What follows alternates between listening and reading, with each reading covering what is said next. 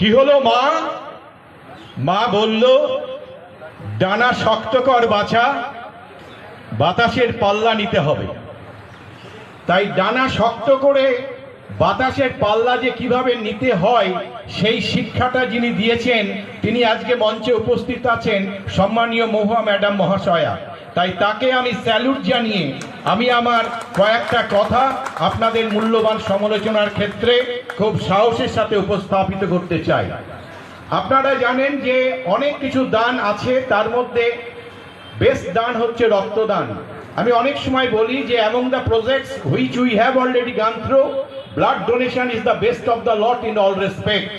এবং সেই ব্লাড ডোনেশনকে কেন্দ্র করে আজকের যে অনুষ্ঠান, সেই অনুষ্ঠানে সম্মানীয় যারা এসেছেন এবং একে একে নাম করতে গেলে অনেকে সময় লেগে যাবে, আমি কাউরির নাম করতে চাইছি না। প্রত্যেককে জানাই আমার আন্তরিক অভিনন্দন এবং শুভেচ্ছা। শুধু আপনাদেরকে বলবো যে ম্যাডাম আমাকে আজকে আস্তে আস্তে এখনই কিছুক্ষণ আগে বললো যে বিমলেন্দুবাবু এটা আপনি করে দেবেন, তো আমাকে বলেছেন করে দেবেন, সুতরাং আমার এটা করতেই হবে।